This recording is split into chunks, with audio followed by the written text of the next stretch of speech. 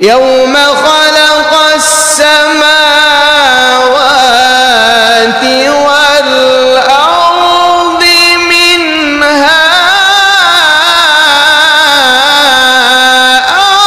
أربعة حرم আল্লাহ পাক রব্বুল আলামিন বলেন আল্লাহ পাকের দরবারে 12টি মাস আছে, যে 12টি মাস আল্লাহ পাক রব্বুল আলামিন সৃষ্টির সূচনা লগ্ন থেকেই আল্লাহ পাক রব্বুল আলামিন দিয়েছে।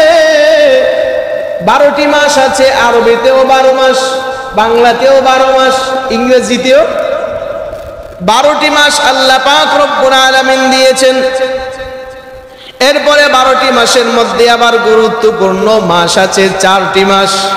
মিনহা আরবাআতুন হুরুম, আল্লাহর পয়গম্বর আল্লাহ পাক রব্বুল আলামিন বলেন এই 12টি মাসের মধ্যে মনোনীত এই 4টি মাস আছে যা গুরুত্বপূর্ণ। 1 নম্বর হলো রজব মাস, 2 নম্বর শাবান মাস, তারপরে রমজান মাস, এরপরে হজের মাস। এরপরে কোন মাস? হজের মাস। আরেকটি গুরুত্বপূর্ণ মাস আছে, হাদিসে এসেছে, সেটা হলো মুহররমের 10 তারিখ যেহেতু আছে, গুরুত্বপূর্ণ একটি সম্মানিত মাস। তাহলে আমরা বুঝতে পারলাম মাসগুলোর মধ্যে কিছু গুরুত্বপূর্ণ দিন আছে, যে দিনগুলোকে উসিলা করে আল্লাহ পাক মাসের সম্মান বাড়িয়ে দিয়েছেন। এই সম্মানিত মাসগুলোর মধ্যে বর্তমানে একটা মাস চলতেছে। এই মৌসুমটা হলো হজের মৌসুম। এই মৌসুমটা কিসের মৌসুম? হজ্জের মৌসুম। হজ শব্দের শাব্দিক অর্থ হলো ইচ্ছা করা। হজ শব্দের শাব্দিক অর্থ কি? ইচ্ছা করা। আর পারিভাষিক অর্থ হলো আল্লাহ পাকের সন্তুষ্টি চিত্তে হজের বিধিবিধান পালনের উদ্দেশ্যে 5টি দিন নির্ধারিত কিছু কর্মকাণ্ড আল্লাহ পাকের হুকুম আদায়ের মাধ্যমে যে কাজগুলো করা হয় এই কাজকে বলা হয় হজ।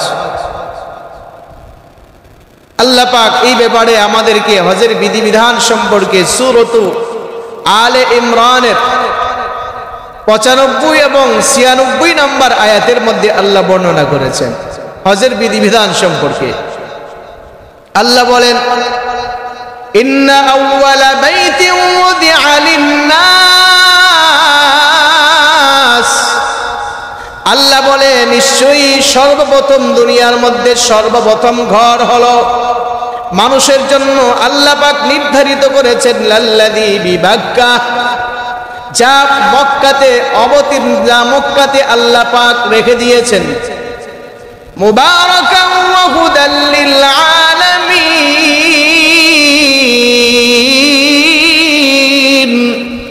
সমস্ত জাহানের জন্য বরকতময় এবং পথ প্রদর্শক।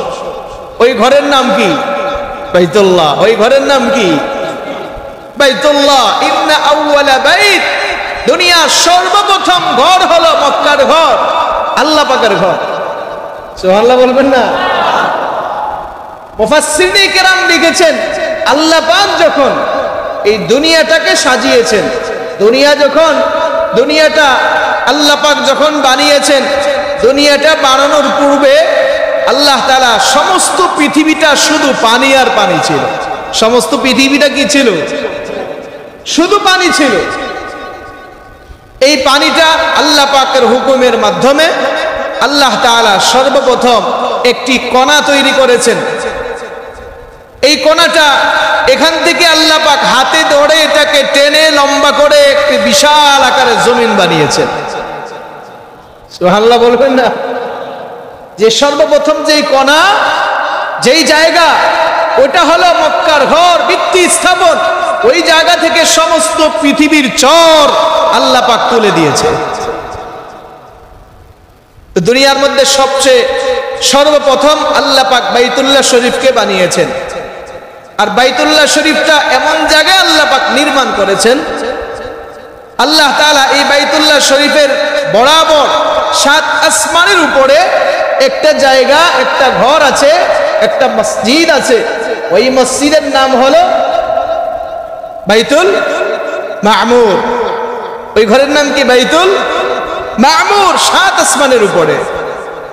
জমিনের জন্য কাবা হলো মক্কার ঘর বাইতুল্লাহ শরীফ, আর 7 আসমানের উপরের কাবা হলো ফেরেশতাদের জন্য বাইতুল মামুর।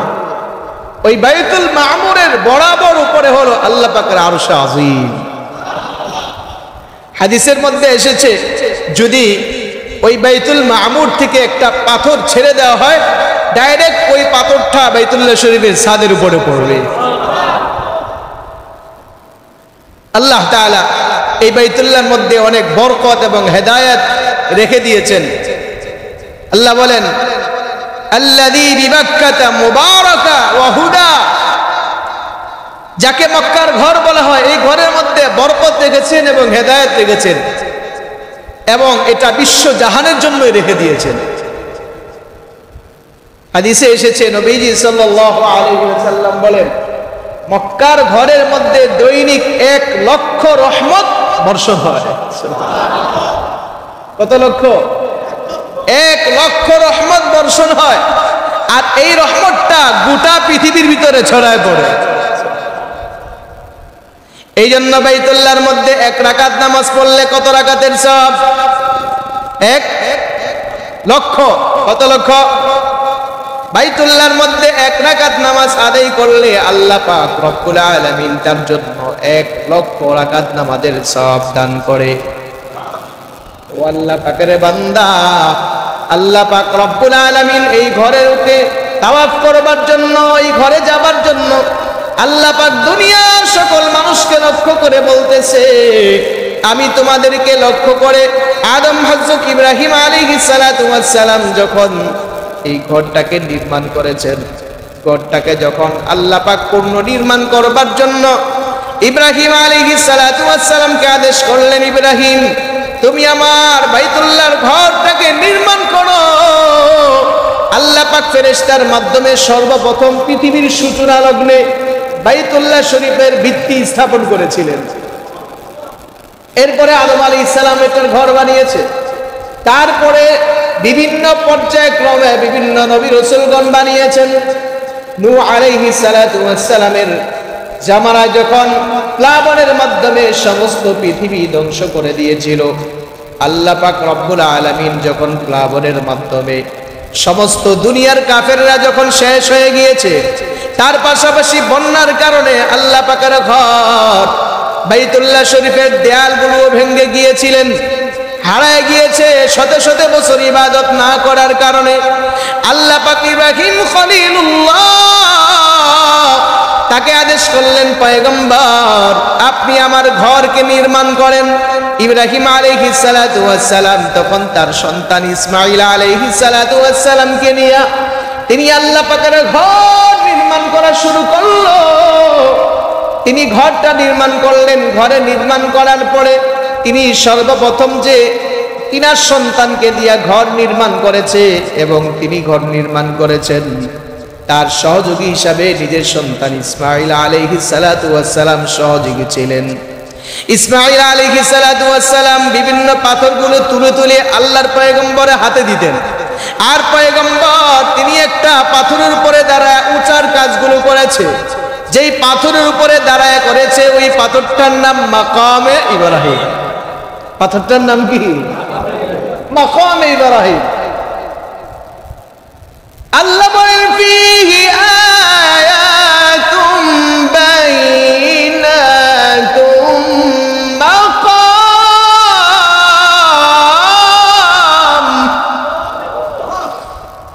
বাইনাতুম মাকামু ইব্রাহিম।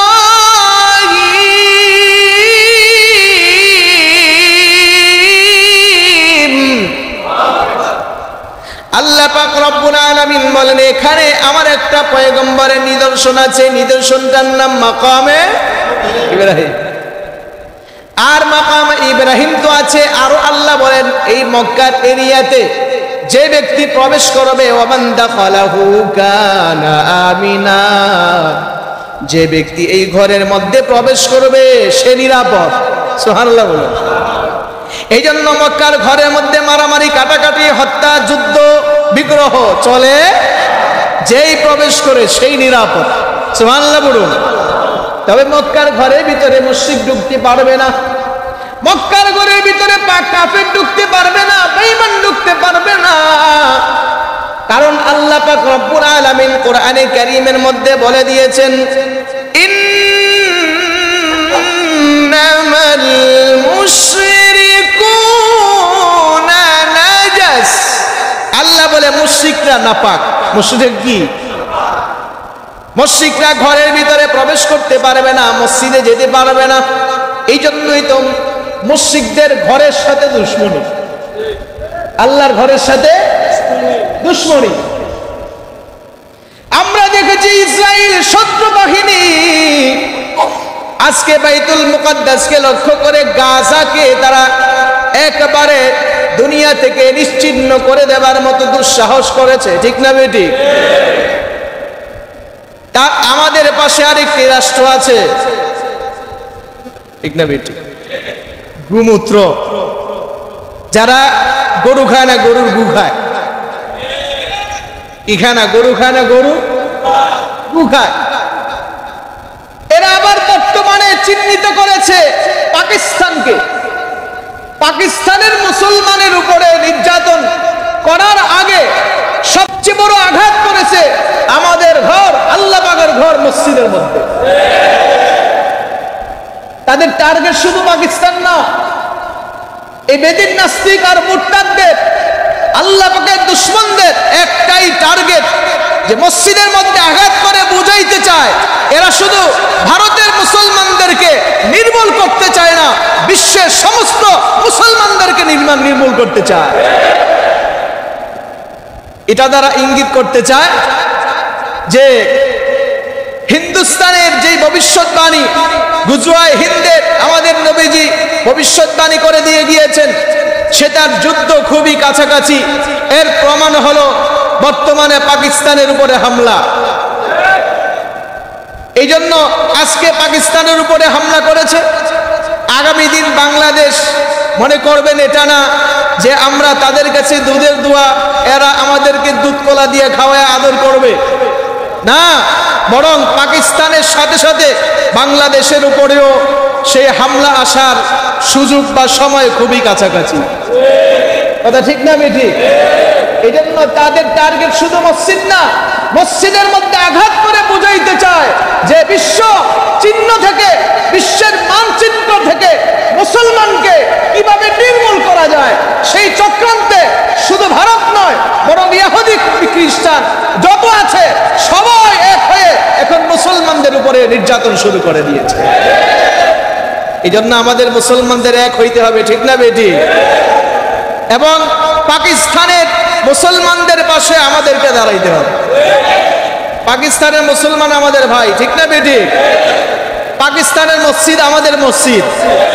পাকিস্তানে আঘাত করলে আমরা তাদেরকে ছেড়ে দিব না, ইনশাআল্লাহ।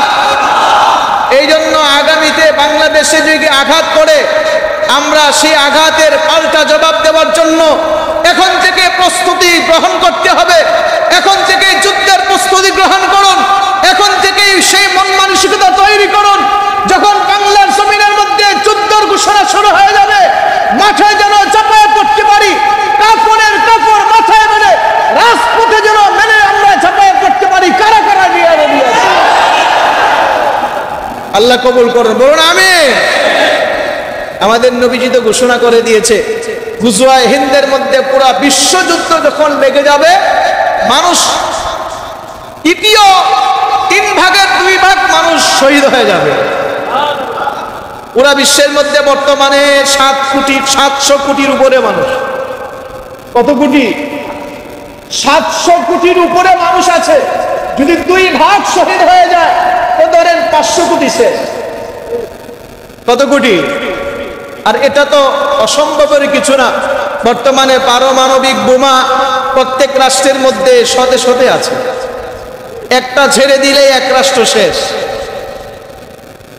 এই জন্য যেহেতু প্রত্যেক রাষ্ট্রের মধ্যে পারমাণবিক বোমা তারা যুদ্ধের জন্য তৈরি করে রেডি হয়ে গেছে, আর বিশ্বযুদ্ধ লাগার জন্য দেখা যাচ্ছে পার্শ্ববর্তী বিভিন্ন রাষ্ট্রগুলো যুদ্ধে লিপ্ত হয়ে যাচ্ছে এবং বিশ্বযুদ্ধের আনাগোনা পাওয়া যাচ্ছে। এই জন্য আমরা মনে করব বুঝোয়া হিন্দ খুব কাছাকাছি, আমাদের নবীজির ভবিষ্যৎবাণী সত্য হতে যাচ্ছে, ঠিক না বেঠে? আর এই যুদ্ধের মধ্যে যদিও মুসলমান শহীদ হবে, কিন্তু এই শহীদ হওয়ার পরে অল্প সংখ্যক কিছু মুসলমান থাকবে যারা বিশ্বজুড়ে ইসলামের পতাকা উড্ডয়ন করবে, বিশ্বজুড়ে কোরআনের শাসনে শাসিত হবে। আলহামদুলিল্লাহ বলবেন না? এই জন্য হিন্দুদের শুধু কি মসজিদ টার্গেট, একে বিশ্ব সমস্ত মুসলমানদের টার্গেট। কারণ তারা চায় শুধু এই মসজিদ নিয়েই তো তাদের ষড়যন্ত্র। কারণ দুনিয়ার মধ্যে সবচেয়ে সম্মানিত ঘর আল্লাহ পাকের ঘর। সবচেয়ে সম্মানিত কোন ঘর? আল্লাহ পাকের ঘর। বাইতুল্লাহ শরীফে 1 রাকাত নামাজ পড়লে 1 লক্ষ রাকাত নামাজের সওয়াব হয়, ঠিক না বেঠি? এই জন্য বাইতুল্লাহ শরীফের মধ্যে তাওয়াফ করা আল্লাহ পাক রব্বুল আলামিন এটাকে ফরজ করে দিয়েছে। আর হযরত ইব্রাহিম আলাইহিস সালাতু ওয়াস সালাম তিনি যখন ঘর নির্মাণ করেছেন, ঘর নির্মাণ করার পরে আল্লাহ পাক রব্বুল আলামিন তার হাতে কিছু অবশিষ্ট পাথর দেখলেন। পয়গম্বর ইব্রাহিম আলাইহিস সালাতু ওয়াস সালামকে বললেন, পয়গম্বর আপনি আপনার এই অবশিষ্ট পাথরগুলোকে দুনিয়ার সব জায়গাতে আপনি ছড়াইয়া দেন। ইব্রাহিম আলাইহিস সালাতু ওয়াস সালাম বললেন, কিভাবে এটা সম্ভব? আমি দিল দিলে হয়তো 1-200 হাত দূরে যাবে, তারপরেই তো শেষ। সমস্ত পৃথিবীর ভিতরে কিভাবে ছড়ায় দিব? পয়গম্বর ইব্রাহিম আলাইহিস সালাতু ওয়াস সালামকে আল্লাহ বললেন, পয়গম্বর আপনার কাজ হলো ঢিল মারতে থাকেন, পৃথিবীর সব জায়গায় ছড়ায় দেওয়ার দায়িত্ব আমার। ওই পাথরগুলো সমস্ত বিশ্বের মধ্যে ছড়ায় ছিটায় দেওয়া হয়। এই জন্য পয়গম্বরের হাদিসের মধ্যে আসছে, পয়গম্বরের ওই দিলের পাথরের যেই জায়গায় পড়েছে ওই জায়গায় কিয়ামত পর্যন্ত মসজিদ হইতে থাকবে। এই জন্য যে জায়গাগুলোর মধ্যে মসজিদ হইতেছে মনে রাখতে হবে ওই জায়গার মধ্যে বাইতুল্লাহ শরীফের একটা অংশ আছে। তো মসজিদ বাড়লে এটা সমালোচনার কিছু না, প্রশংসনীয়, ঠিক না বেঠে? আবার একটা সুবিধাও আছে, কমিটি বাড়ে। কি বাড়ে? কমিটি বাড়ে। কারণ এক জায়গার মধ্যে কমিটি নিয়ে মারামারি হয়েছে, সভাপতি হয়েছে, সেক্রেটারি হয়ে কেশিয়ার, তো মসজিদ দুইটা হলে একটু দল আলাদা হয়ে গেল, যার যার মসজিদের সভাপতি সুযোগ হইল। সুবিধা আছে না নাই? জোরে বলে না, আছে না নাই? যত জায়গায় মসজিদ হইতেছে একটাই কারণ, দেখবেন মারামারি কইরা যা তগলগে আমরা নাই, আমার সভাপতি দেশটা তো মহল্লাই দেখতাম না। আরেক জায়গায় মসজিদ হয়, ওই জায়গায় সভাপতি হয়। এটা কার ইশারা? জোরে বলে না, কার ইশারা? আল্লাহ পাক রব্বুল আলামিন মূলে যে ঘর নির্মাণ করেছেন বাইতুল্লাহ শরীফ, ওই বাইতুল্লাহ শরীফকে লক্ষ্য করে ইব্রাহিম আলাইহিস সালাতু ওয়াস সালাম পাথর ছড়ায়া দিয়া এবার বলতেছি, আপনি আপনার এই ঘরের জন্য, আল্লাহ পাকের ঘরের জন্য আপনি আযান দিতে থাকেন, ডাকতে থাকেন। এই ঘরের জন্য তারা যেন আসে, এই ঘরের জন্য তারা তাওয়াফ করে, আপনি ডাকতে থাকেন, আযান দিতে থাকেন। আল্লাহ পাক রব্বুল আলামিন সেই ব্যাপারে কোরআনে কারীমের মধ্যে বলতেছেন, ওয়াআযিন ফিন নাসি বিল হাজ্জি ইয়াতুকা রিজালান ওয়া আলা কুল্লি দামির ওয়া আলা কুল্লি দামিরি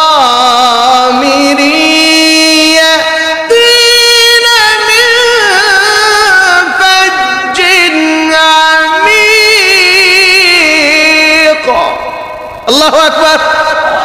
ইব্রাহিম আলাইহিস সালাতু ওয়াস সালাম আবার ডাকলেন, হাইয়া আলাল হজ, আসো হজের দিকে। আমরা যারা ওই সময় রুজু বেঁধে থেকে বলছি লাব্বাইক, তারা জীবনে একবার হইল হজ করবে। আল্লাহু আকবার। যারা ইব্রাহিম আলাইহিস সালাতু ওয়াস সালামের আযানে, হজের আযানের ডাকে জবাব দিয়েছে, তারা জীবনে একবার হইলেও তারা হজ করতে যাবে। যে যতবার এইটাকে সাড়া দিয়েছে ততবার হজ পালন করার জন্য তার সুবিধা হবে, তার সুযোগ হয়ে যাবে। এই জন্য জানি না আমরা কারা কারা ওই আজানের হজের আজানের জবাব দিয়েছি। এই জন্য আমরা দোয়া করতে থাকি আল্লাহ পাকের দরবারে, আয় আল্লাহ জানি না ওই আজানের জবাব দিয়েছিলাম কিনা, তবে আমরা মনে চায় বাইতুল্লাহ শরীফ গিয়ে তওয়াফ করি, আপনার ঘরের গিলাফ দরিয়া কান্নাকাটি করি, হজরে আসওয়াদের মধ্যে চুম্বন করি, আয় আল্লাহ মাকামে ইব্রাহিমের পাশে গিয়ে দাঁড়াই, আপনার ঘরের গিলাফ ধরে কান্নাকাটি করে মনে চায় কি চায় না? কার কার চায়? আল্লাহ কবুল করুন, বলুন আমিন। আল্লাহ তো শুধু মনের দিকে তাকায় থাকে, টাকা আছে না না আছে ওইটা দেখে না, বান্দার মনের দিকে তাকায় থাকে, ঠিক না বেঠিক? ইব্রাহিম আলাইহিস সালাতু ওয়াস সালাম, এখন আমরা বলতে পারি আমাদের কাছে তো টাকা নাই, হজ করতে যাব কিভাবে? টাকা নাই, দিবে কে? জোরে বলেন না, দিবে কে? ইব্রাহিম আলাইহিস সালাতু ওয়াস সালাম হজের ডাকে দিয়েছেন। এই হজ পালন করার জন্য কেউ পায়ে হেঁটে আসবে, আবার কেউ যানবাহনে করে আসবে। আল্লাহ পাক রব্বুল আলামিন বলেন আমার বান্দাদের মধ্যে থেকে কেউ পায়ে হেঁটে এসে আমার ঘরের জন্য হজ করবে, আবার কেউ দেখা যাবে যানবাহনে উঠে সওয়ার হয়ে এরপরে আমার ঘরের মধ্যে সফরে আসবে, আমার ঘরের হজ্জের মধ্যে আসবে। আল্লাহ পাক রব্বুল আলামিন আমাদেরকে লক্ষ্য করিয়া হজের দিকে আমাদেরকে ডেকেছেন। এই জন্য আমরা যদিও টাকা নাই, আমাদের সেই সম্বল নাই, আল্লাহ পাকের দরবারে দোয়া করতে থাকি, আল্লাহ পাক তৌফিক দান করবে, ঠিক না বেটি? হজ পালন করলে আমাদের টাকা কমে যায়, কথা কয় না? টাকা কমে যায়। অনেকে চিন্তা করে হজ করতে বর্তমানে 5 লক্ষ 6 লক্ষ লাগবে, এত টাকা দিয়ে আমি হজ করতে যাব, আমার তো সম্পদ কমে যাবে। পয়গম্বর বলে কোন ব্যক্তি যদি হজ পালন করে তাহলে আল্লাহ পাক রব্বুল আলামিন তার রিজিকের মধ্যে, তার সম্পদের মধ্যে আল্লাহ বরকত দান করবে। এই জন্য হজ পালন করলে সম্পদ বাড়ে না কমে? আর হজ পালন না করলে কমে যেতে পারে। আপনি যার জন্য বাড়ি বানাইছেন, গাড়ি বানাইছেন, টাকা বানাইছেন, ব্যবসা নিয়ে ব্যস্ত, এই টাকা এই বাড়ি গাড়ি আপনি কবরে নিয়ে যাইতে পারবেন? ইচ্ছা হইলে আল্লাহ পাক আপনার বাড়ি গাড়ি শেষ করে দিতে পারে। অনেকে দেখা যায় গতকাল পর্যন্ত কোটি টাকার মালিক ছিল, কিন্তু তার ব্যবসা প্রতিষ্ঠানে আগুন লেগে পড়ে রাতের বেলা ছাই হয়ে গেছে, সকালবেলা সে ফকিরের মতো রাস্তায় ঘুরে, হয় কি হয় না? তো টাকা সম্পদ দুনিয়াতে স্থায়ী নয়, কিন্তু আল্লাহ পাকের হুকুম পালনের মাধ্যমে স্থায়িত্ব আসে। এই জন্য হজ যাদের উপরে ফরজ, পালন করার দরকার আছে না নাই? আল্লাহ পাক বলেন ওয়ালিল্লাহি আলান নাসি হিজ্জুল বাইতি মান ইসতাতা ইলাইহি সাবিলা।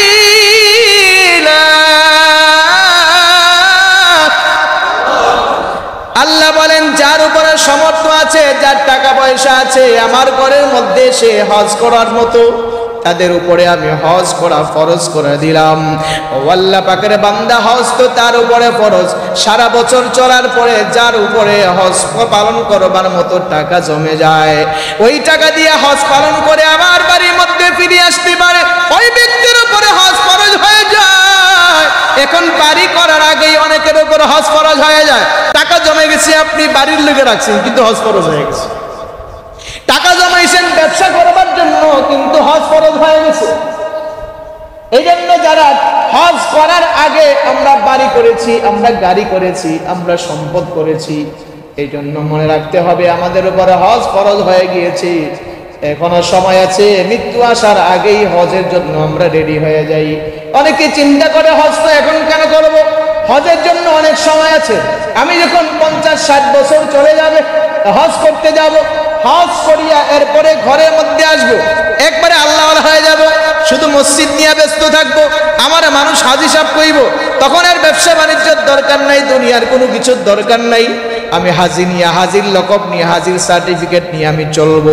ও আল্লাহ পাকের বান্দা, হজ কিন্তু সার্টিফিকেট না, হজ মানুষের জীবনে একটা একটা গুরুত্বপূর্ণ ইবাদত। নামাজ যেমন ফরজ, নামাজ যেমন ইবাদত, রমজানের সিয়াম যেমন ইবাদত, আল্লাহ পাক রব্বুল আলামিন যাকাত যেমন আমাদের উপর ফরজ করেছেন যেমন ইবাদত, ঠিক তেমনি ভাবে আল্লাহ পাক আমাদের উপরে যাদের সম্পদ দিয়েছে তাদের উপরে হজ পালন করা, এটা আল্লাহ পাক ইবাদত বানায়া দিয়েছেন। এই জন্য ইসলামের স্তম্ভ আছে 5টা, রুকন 4টা। এই রুকনের মধ্যে 4 নাম্বার রুকন হলো হজ। কয় নাম্বার? জোরে বলেন না, কয় নাম্বার? 5টা স্তম্ভের মধ্যে 4 নাম্বার কি? হজ। হজ পালন করে আল্লাহ পাক ফরজ করে দিয়েছেন। নামের শুরুতে হাজি সাহেব লাগাইবার জন্য নয়। অনেকে হাজি সাহেব লাগাই, না লাগাইলে মন খারাপ করে, আমি এত টাকা দিয়ে হজ করে আসছি, আমার হাজি তো হয় না। তা হাজি জীবনে একবার হজ করে আসছেন টাকা দিয়া, এটা আল্লাহ পাকের হুকুম পালন করছেন। আপনি হুকুম পালন করার কারণে যদি হাজি লাগাইতে হয়, তো আপনি তো প্রত্যেকদিন 5 ওয়াক্ত নামাজ পড়েন, নামাজে আপনার নামের শুরুতে নামাজিও লাগায়েন, ঠিক আছে? আপনি তো সিয়াম পালনকারী, রমজানের সিয়াম পালন করেন, তা আপনি আপনার নামাজের শুরুতে সিয়াম পালনকারী লিখেন। যাকাত দান করেন, যাকাত দাতা লিখেন। যাকাত দাতা যদি না লেখেন, সিয়াম পালনকারী যদি না লেখেন, নামাজি যেমন যদি না লেখেন, তো হাজিও লিখেন না, ঠিক না ভাই? ঠিক। হজ কার জন্য? জোরে বলেন না, কার জন্য? নামাজ কার জন্য? যাকাত কার জন্য? সিয়াম কার জন্য? একমাত্র আল্লাহর জন্য। আল্লাহ পাক রব্বুল আলামিন যাদের উপরে, আমাদের উপরে যাদের হজ ফরজ আল্লাহ পাক করে দিয়েছে, এই জন্য হজের জন্য আমরা মন মানসিকতা তৈরি করি। আমরা যারা বাড়ি করে ফেলেছি, বাড়ি করছেন ভালো কথা, এখন থেকে হজের জন্য রেডি হয়ে যান। হজ পালন না কইরা কোনো ব্যক্তি মৃত্যুবরণ করলে রাসূল কারীম সাল্লাল্লাহু আলাইহি ওয়াসাল্লাম বলেন, সে ইহুদি হয়ে মারা গেল না নাসারা হয়ে মারা গেল, এটার দায়ভার আমার কাছে নেই। রাসূলুল্লাহ সেই গ্যারান্টি দিতে পারে নাই। এই জন্য কোনো ব্যক্তি হজ একটা জীবনের শ্রেষ্ঠতম একটা ফরজ ইবাদত, এটা পালন না করে মৃত্যুবরণ করলে ইহুদি হয়ে মৃত্যুবরণ করতে হইতে পারে, নাসারা হয়ে মৃত্যুবরণ করতে হইতে পারে, তবে মুসলমান হয়ে মৃত্যুবরণ করবে না, যে হজ না করে পালন করবে। কারণ রাসূলুল্লাহ মুসলমানের কথা বলে নাই, ইহুদি হয়ে মরবে নাকি নাসারা হয়ে মরবে, এটার গ্যারান্টি রাসূলুল্লাহ দেয় নাই। তো দুটার কথা বলছেন, মুসলমানের কথা এখানে উল্লেখই নেই। তো বোঝা গেল হজ পালন না কইরা মরলে সে তার মরাটা ইহুদি হইতে পারে, নাসারার মতো মরণ হইতে পারে, ঠিক না বেটি? এই জন্য হজ পালন করার দরকার আছে না নাই? আল্লাহ পাক যারা এখনো হজ পালন ফরজ হওয়া সত্ত্বেও এখনো পর্যন্ত হজ পালন করতে পারি নাই, আমরা এখন থেকেই আল্লাহর দরবারে তওবা ইস্তেগফার করে এখনই হজের জন্য রেজিস্ট্রেশন করে। আল্লাহ কবুল করেন, বলুন আমিন। হজের মধ্যে অনেকগুলো বিধিবিধান আছে। 1 নম্বরে হারাম।